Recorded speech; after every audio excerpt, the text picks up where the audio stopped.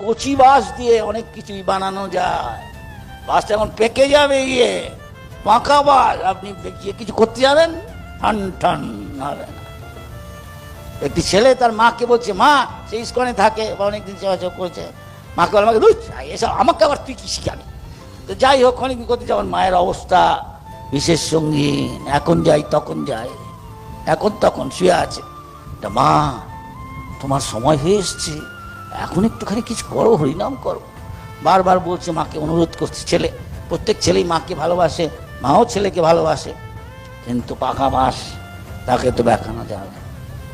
বলতে বলতে বলে মা হঠাৎ বলল, অত কথা আমি বলতে পারবো না, আমি অত কথা বলতে পারবো না, এত কথা বলতো, কিন্তু হরে কৃষ্ণ বলছে।